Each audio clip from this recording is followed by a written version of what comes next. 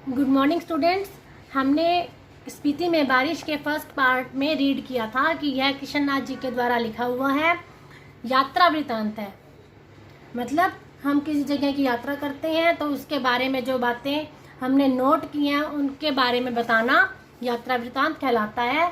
तो उन्होंने हिमाचल प्रदेश की जो एक स्थित है वहाँ पर लाहौल स्पीति, जो एक तहसील है स्पीति, उसके बारे में बताया है कि यहाँ की ऋतु बहुत ज़्यादा सर्दी की रहती है।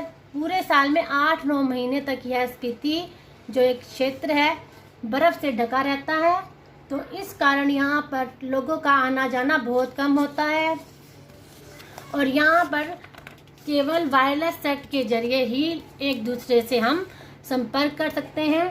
बसंत के मौसम में भी वहाँ जाना कठिन होता है। उसके बाद उसकी इतिहास के बारे में बताया कि वह किसके अधीन आती थी और यह स्वायत्तता ही से ही अपना राजनीति करती है। मतलब यह स्वतंत्र है एक तरह से। क्यों स्वतंत्र है? क्योंकि यहाँ पर आना जाना कम है तो वहाँ पर स्वतंत्र नीतियाँ चलती हैं। और ये भी बताया था कि इतिहास में इसका जिक्र कम आता है। इसका कम आने का कारण है कि यहाँ के ऊंचे ऊंचे दर्रे हैं और कठिन रास्तों के कारण इतिहास भी इसका कम रहा है। तो इस प्रकार लेखक ने स्पीति के बारे में बताया है। बाकी ज़्यादा इन्फॉर्मेशन के लिए आप इसका फर्स्ट पार्ट रीड करें और इससे आगे हम शुरू करते हैं। जहाँ तक हम फर्स्ट पार्ट रीड कर चुके थे उससे आगे। अचरज यह नहीं कि इतने कम लोग क्यों हैं, अचरज यह है कि इतने लोग भी कैसे बचे हुए हैं। मतलब ये नहीं कि यहाँ की जनसंख्या कम है तो हमें ये बात सोच के हैरानी नहीं होती कि जनसंख्या कम है। ये सोच के हैरान होने वाली बात है कि इतनी विपत्तियों के बाद भी यहाँ पर ये लोग कैसे टिके हुए हैं। 8-9 महीने शेष दुनिया से कटे हुए हैं, ठंड में ठिठुर रहे हैं, सिर्फ एक ही फसल उगाते हैं, लकड़ी भी नहीं है, घर गरम जिससे घर गरम रख सकें, वृत्ति नहीं है, मतलब घूमने का कोई भी विचार यहाँ पर नहीं हो सकता। फिर क्यों रहते हैं? क्या अपने धर्म की रक्षा के लिए रहते हैं? अपनी जन्मभूमि के ममत्व के कारण रहते हैं? वो तो है ही, जो जहाँ पर पैदा होता है उससे उसका लगाव हो ही जाता है। तो लेखक कहता है कि वे यहाँ किस कारण से रह रहे हैं इस बारे में बात कर रहे हैं। या मजबूरी में रहते हैं कि कहीं और जा नहीं सकते, कहाँ जाएं, या फिर और बातों के साथ साथ यह सब कारण है मैं नहीं जानता, मैं तो इतना ही देखता हूँ कि यहाँ रह रहे हैं इसलिए रह रहे हैं और कोई तर्क नहीं। तर्क से हम किसी चीज़ को भले ही सिद्ध कर सकें लेकिन स्पीति में रहने को नहीं सिद्ध कर सकते। मतलब यहाँ बहुत ज़्यादा प्रॉब्लम्स हैं। इतनी प्रॉब्लम्स के बाद भी वहाँ पर रहना, उनके लिए हम बहस तो कर सकते हैं लेकिन कारण हम ढूंढ नहीं सकते। तर्क से परे हैं। स्पीति नदी के साथ साथ मेरा थोड़ा परिचय स्पीति के पहाड़ों का भी है। स्पीति के पहाड़ लाहौल से ज़्यादा ऊंचे, नंगे मतलब वहाँ पर फसलें नहीं हैं, और भव्य मतलब बहुत ज़्यादा बड़े हैं। इनके सिरों पर स्पीति के नर नारियों का आर्तनाद जमा हुआ है। शिव का अट्टहास नहीं, हिम का आर्तनाद है। मतलब यहाँ बर्फ ही बर्फ है, फसलों की आवाज़ें नहीं है, ठिठुरन है, गलन है, व्यथा है। मतलब ठंड के कारण ठिठुरन है, फसलें हैं नहीं, और दलदल वाला एरिया है तो गलन है, व्यथा है। इस व्यथा की कथा इन पहाड़ों की ऊंचाई के आंकड़ों में नहीं कही जा सकती। फिर भी जो सुंदरता के इंच को मापने के अभ्यासी हैं वे भला पहाड़ को कैसे बख्श सकते हैं। वे यह जान ले कि स्पीति मध्य हिमालय की घाटी है जिसे वे हिमालय जानते हैं। मतलब यह यूँ तो हिमाचल जो हिमालय है बहुत ही ज़्यादा पर्यटन का स्थल है। वहाँ पर कई पर्यटन स्थल हैं, शिमला, मसूरी, नैनीताल, श्रीनगर, वह सब हिमालय में है बट यहाँ नहीं है। हिमालय का तलुआ है, शिवालिक या पीर पंचाल या ऐसा ही कुछ उसका नाम है। यह तलहटी है, रोहतांग जोत के पार मध्य हिमालय है। इसमें ही लाहौल स्पीति की घाटियाँ हैं। इन घाटियों की औसत ऊंचाई नापी गई है। श्री कनिंघम के अनुसार लाहौल की समुद्र की सतह से ऊंचाई 10,535 फीट है और स्पीति की ऊंचाई 12,986 फीट है। मतलब लाहौल से भी स्पीति बहुत ज़्यादा ऊंची है, यानी 13,000 फीट तो इसकी औसत ऊंचाई है। तो यहाँ पर ये उनके बारे में जो जीवन मुश्किल है और यहाँ के पहाड़ों के बारे में जिक्र करते हुए लेखक बता रहे हैं। इसके बाद वो स्पीति को घेरने वाले पर्वतों के बारे में बता रहे हैं कि जो पर्वत श्रेणी उत्तर में है उसे 12 लाचा श्रेणियों का विस्तार समझें और इस दर्रे की ऊंचाई का अनुमान 16,221 फीट से लगाकर 16,500 फीट तक लगाया गया है। मतलब ये सारी पर्वत श्रेणियाँ उत्तर में ये और दक्षिण की भी आगे बात कर रहे हैं। इससे पहले उन्होंने उत्तर की श्रेणी के बारे में बताया कि इस पर्वत श्रेणी में 2 चोटियों की ऊंचाई तो 21,000 फीट से भी अधिक है। तो इन सब पर्वत श्रेणियों ने स्पीति को जो एक मतलब गोल घेरे में उन्हें बांधा हुआ है। दक्षिण में जो श्रेणी है वह माने श्रेणी कहलाती है। जैसे उत्तर की कहते हैं 12 लाचा श्रेणी और दक्षिण की श्रेणी को क्या बुलाते हैं, माने श्रेणी। इसका क्या अर्थ है? कहीं यह बौद्धों के माने मंत्र के नाम से तो नहीं है।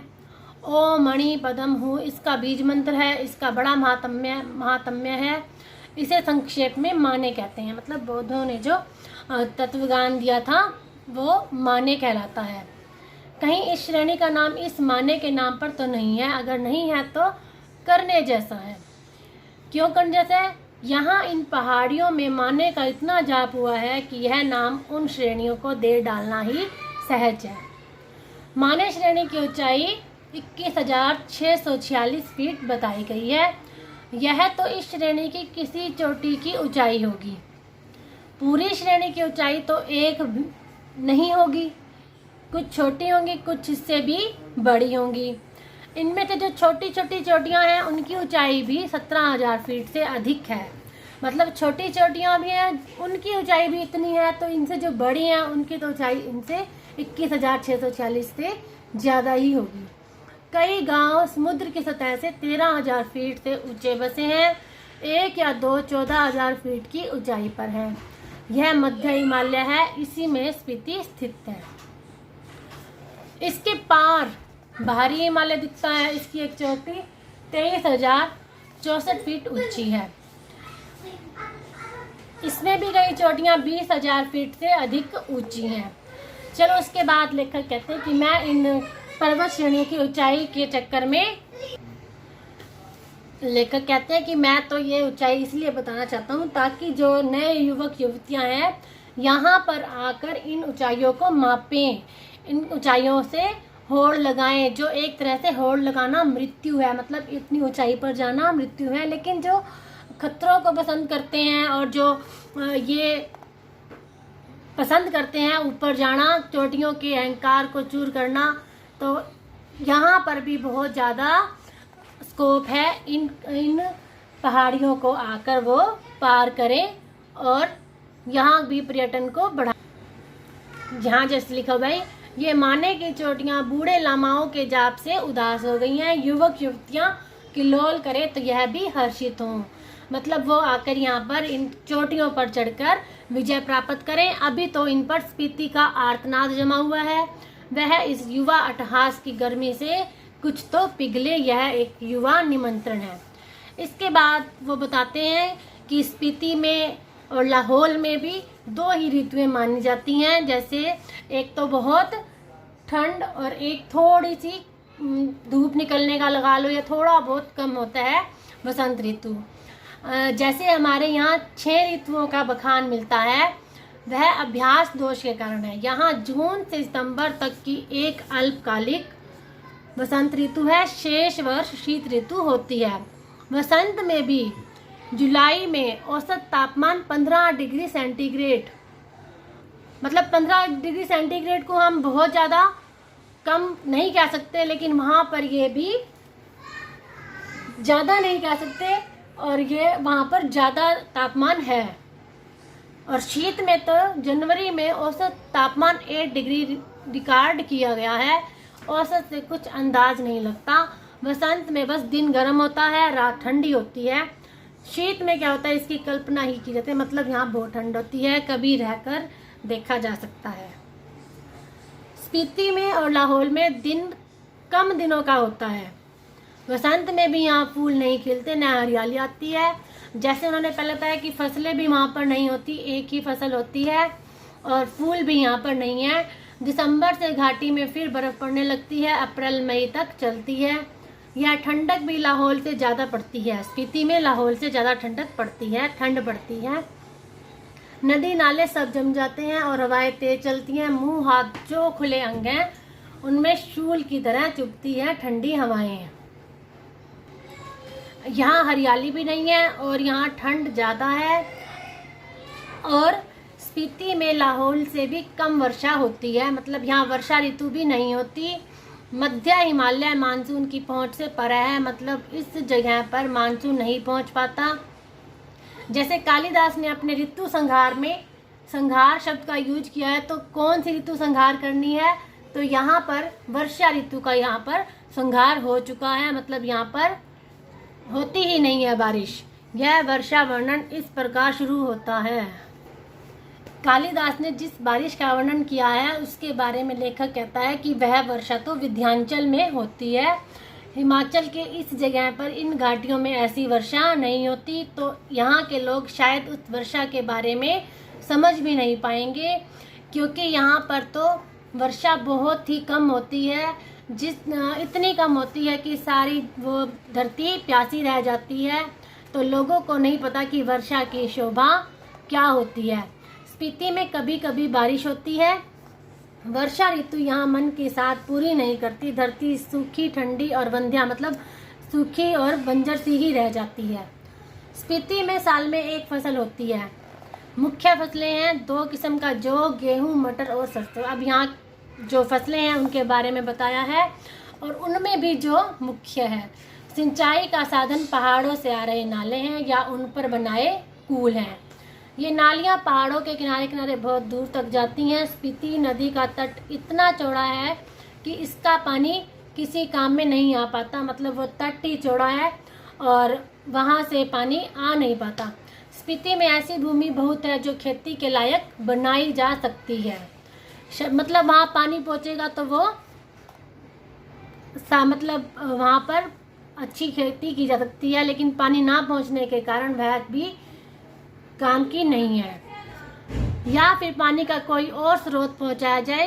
स्पीति में कोई भी फल नहीं होता। मटर सरसों, जैसे पहले बताया, जो मटर और सरसों, गेहूँ, यही यहाँ की प्रमुख फसलें हैं। मतलब स्पीति में सिंचाई की भी कोई कोई साधन नहीं है, और इसलिए वहाँ पर जो खेती है, वो जो भूमि है वो खेती लायक नहीं है। यहाँ पर वर्षा के कारण वर्षा नहीं होती, तो यहाँ पर पेड़ भी नहीं होते, इसलिए स्पीति विशेषकर वीरान रहती है।